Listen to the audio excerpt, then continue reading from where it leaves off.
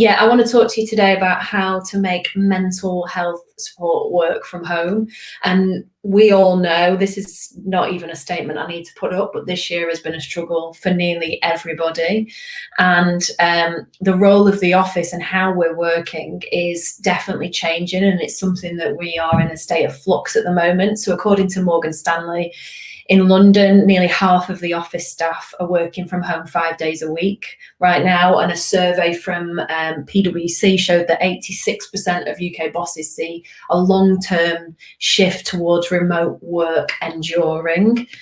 And we're at real loggerheads in how we should be working right now. Many business leaders are backing the government, as we see there, on trying to get people back into the office. Yet within the last week, we've had JP Morgan say that the corporate employees have committed to remote working on a permanent basis. And many tech companies, as we've seen from Facebook and Google, have said that they are advocating never coming back to the office. But I feel like it's our responsibility to really protect and support our people, especially the younger generation and the future of our companies. So if you'd spoke to anyone over 40, they'd probably be an advocate for working from home. They've been jaded by office politics. They've been worn down by commuting. They've now had a bit better of a healthy work-life balance with childcare. But everyone on here will remember the excitement and the adventure of going to a new job, starting a new career and meeting people. So anyone under the age of 30 or people starting out in a new job, if you speak to people now, they're absolutely desperate to get back into that environment where they're with people, they're engaging, creativity is really important. And of course, we know that there's real practical problems with young people working from home, especially people working in big cities. We've seen it in our office. Many Gen Zers will be stuck in a shared house, working off their knees, working from their beds without a real separation from their work and their life. And it's really, really clear that people are struggling right now. This is a post that I put out just last week.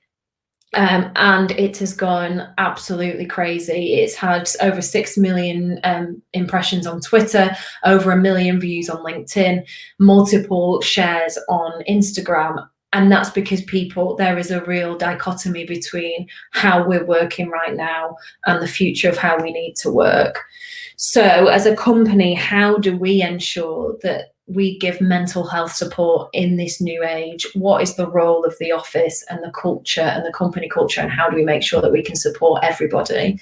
So I'm going to go through 5 areas that you can take away and think about how it fits with your company. The first is allowing staff the time off for their mental health as well as their physical health. The second thing is trusting people to work wherever and whenever they want. The third is offering support that goes beyond just HR. The next one is about giving people a say. And the final thing is acknowledging hard work and achievements regularly. So I'm going to go into these in a little bit of detail. The first is allowing staff time off for their mental health and offering support. What we did at Social Chain is on World Mental Health Days that we gave everyone a paid day of leave to really focus on their wellness. We did that because even though we offer unlimited holidays, it was important for us to understand and really give people the time back, because everyone is feeling it right now. People are at the stage of burnout. We all ran into this pandemic like a bull in a china shop at Social Chain, really trying to do the best work we could.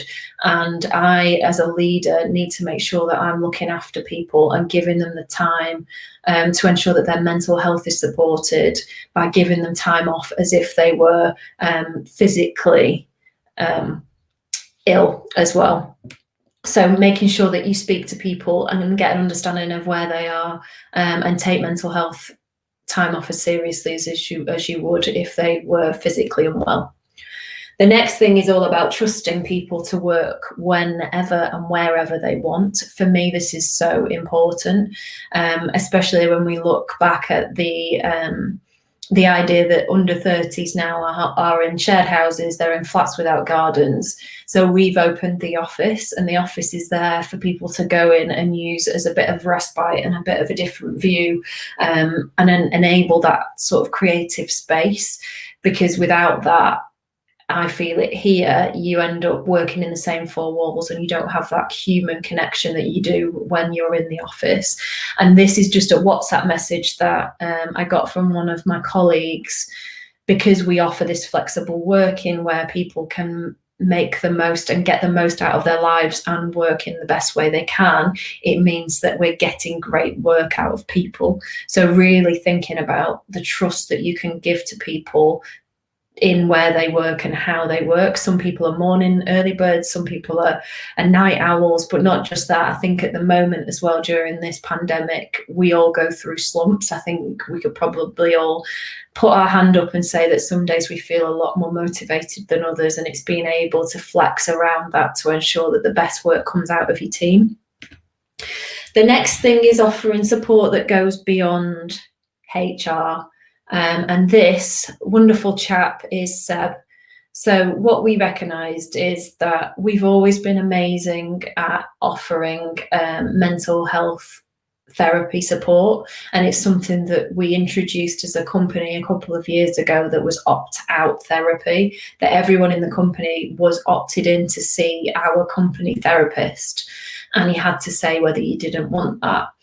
After speaking to the team and understanding what it was that they needed to get out of Social Chain, was that the therapy option was amazing, but it only went to help with previous past experiences and traumas and things that they needed to work on.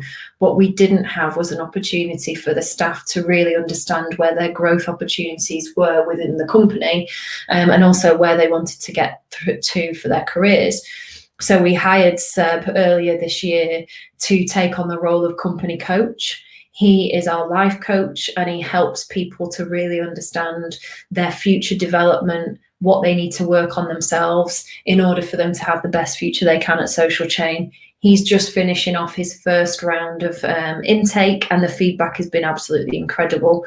Everyone that has seen him has gained more confidence. They've understood where they need to get to. They know how they need to work on themselves. So for me as a company, this is a real statement of intent, and it's something that I would encourage everyone to look into outside of their HR, is understanding people and what they're looking for from the company, and being able to hire staff that help with the development of the company, basically. The next thing that I want to talk about is giving people a say. And it's probably one of the most important things that you could do right now. With us all working remotely and not being together, you miss those interactions, or as a leader, you don't get to see people day in, day out, to see how their mood's changed, whether you think that they're disgruntled with something, whether you think they're sad about something, or even happy. And it's really hard as a leader because you're not with people on a day in, day out basis to understand exactly what's going on. We offer an amazing culture at Social Chain. It's something that I'm incredibly proud of, but the culture, a lot of it was centered around the office, and the policies that we gave were centered around the office.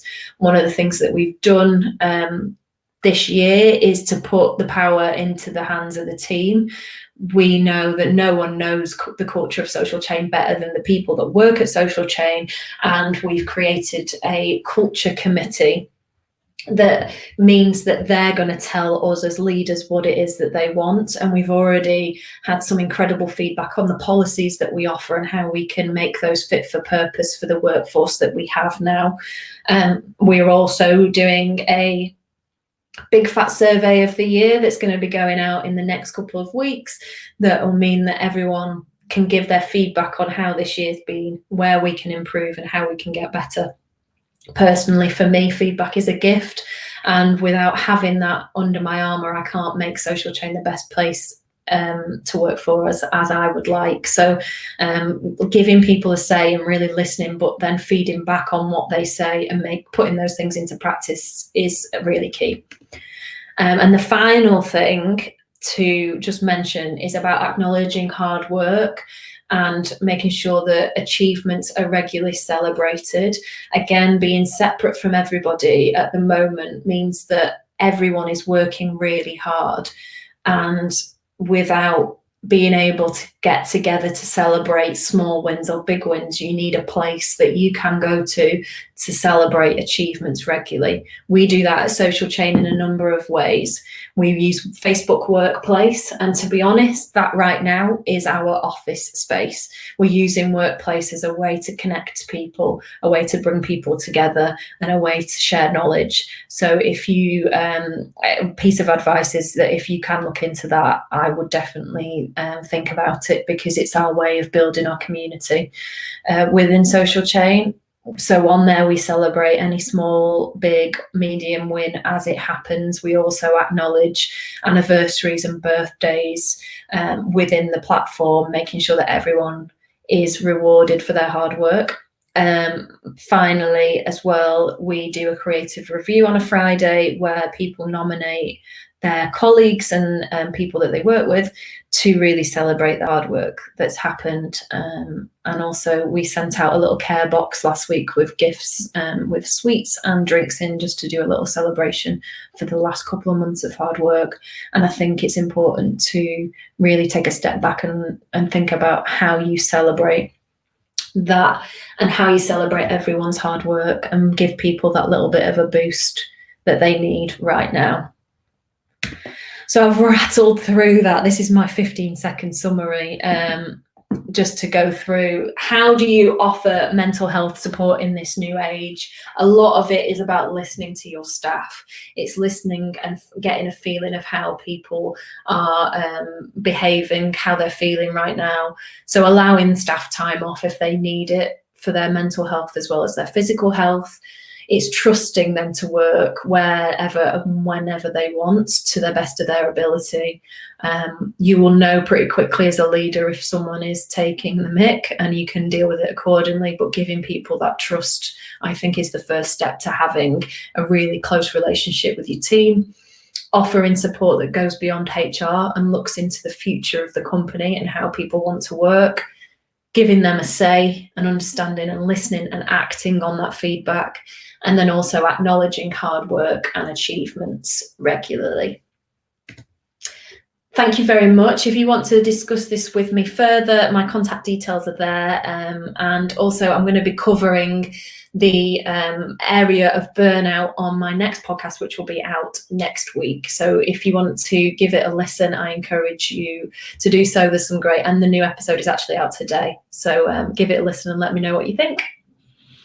Thank you so much for that, Katie, and thank you for your summary as well. I didn't even have to prompt you. You're on the ball.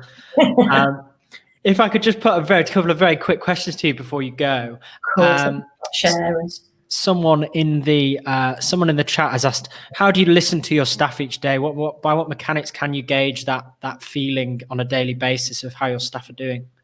I do regular check-ins with each of my managers. So on a Wednesday, I have one-to-ones with all of my line managers to get a feeling of how their team are doing. So every week I get a clear understanding.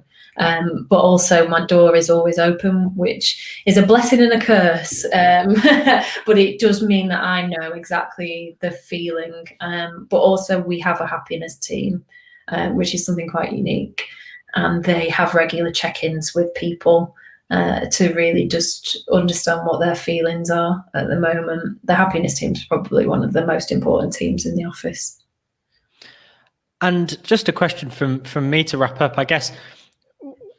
When March hit and everyone just suddenly had to start working from home, it was kind of just like a shock to the system. There was no choice in the matter. And people have just had to quickly adapt, change the way their business works, change the way they communicate with staff, et cetera. What's your view looking towards next year and hopefully things returning to some sort of normality and safety?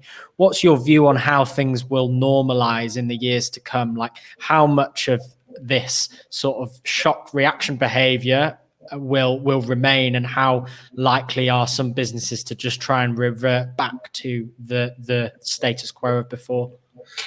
It's really difficult to say. I think for me, though, what I would love to happen is that blend of working from home and working from the office. I think if you think about it, like the stats that I said at the beginning, it really worries me that we have a group of young people who are just starting out their career that might not ever get that relationship building. I think if you probably think back to the start of your career, I've got friends that I've had for 15 years because we built such a close relationship working together in our first roles. If we're all working from home, that really worries me that that'll never happen. And I think you work so hard and for so long that having relationships like that is what's built my career, having friends that I can call on when I need them. So for me, it fills me with a lot of fear if a lot of companies decide a blanket approach of working from home and not getting everyone in the office regularly. And I think it's important for people when they start a new job that they have the training and the feeling that they're in a company that cares about them and they know how to move forward. So yeah, I want a blend is what I want out of this. Oh, I would agree. Thank you, Katy. There's tons of really actionable stuff there and some amazing stuff for businesses to aspire to as well. When you talk about having a life coach as part of your team, I think that's an amazing thing to have. So thank you, Katy, for your time. That was really interesting. Thank you so much. It was really hard to fit it in 15 minutes, so thank you. Have a good day, everyone.